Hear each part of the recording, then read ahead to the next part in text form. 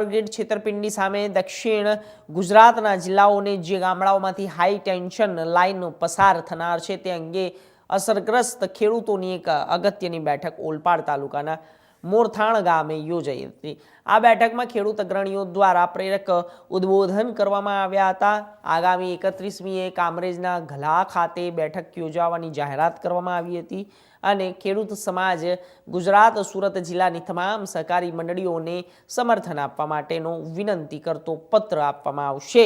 જેમાં નાની મોટી તમામ મંડળીઓનો હોદ્દેદારોનું સમર્થન માંગવામાં આવશે। મોરથાણ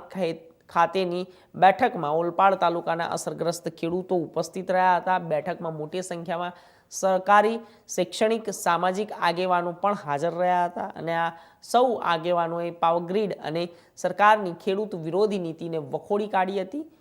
બેઠકના પ્રારંભમાં અગ્રણી જયેન્દ્ર દેસાઈ અને ગામના ડેપ્યુટી સરપંચ કૌશિક દેસાઈએ પાવરગ્રીડ લાઇન મુદ્દે પ્રાથમિક છાણવટ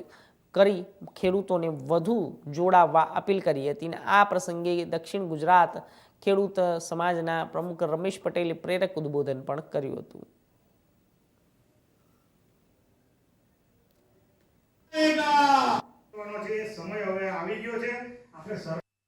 આજે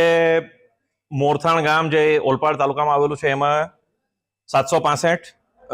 પાવરગ્રીડ અને સ્ટરલાઇટથી અસરગ્રસ્ત ખેડૂતો મોટી સંખ્યામાં ઉપસ્થિત રહ્યા હતા, જેની નેતાગીરી ગુજરાત ખેડૂત સમાજના પ્રમુખ શ્રી જયેશભાઈ લીધી હતી। સુરત જિલ્લાની જ્યાં સુધી વાત છે ત્યાં સુધી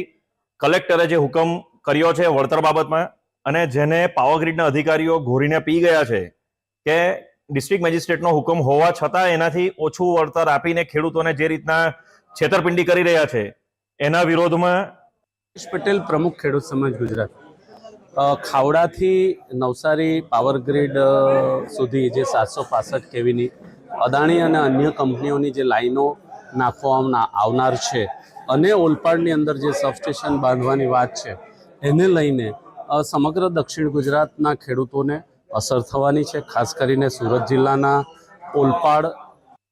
હાલમાં ઓલપાડ તાલુકાના 52-53 ગામમાંથી અને સ્ટરલાઇટના 12 ગામોમાંથી જે હાઈ ટેન્શન લાઈન પસાર થાય છે એને લઈને આજે મોરથાણ ગામે એક મિટિંગ રાખવામાં આવી હતી અને અસરગ્રસ્ત મોટા પ્રમાણમાં ખેડૂતો આજે ભેગા થયા હતા। અમારી માંગ એ છે કે કોઈ બી હિસાબે અમે આ ટાવર લાઈન નાખવા દેવાના નથી। સરકારે એક બાજુ જે સંપાદિત કરવાની વાત કરે છે, જે સબસ્ટેશન સંપાદિત કરવાની વાત કરે છે, તો ખેડૂતોની જમીન કેમ સંપાદિત નથી કરતી એ વાતનું ઉજાગર કરી છે। બીજી વાત અમે એ કરી છે કે આજે ખેડૂતો દ્વારા રાખ્યું છે અને બંધ રાખવા પાછળનું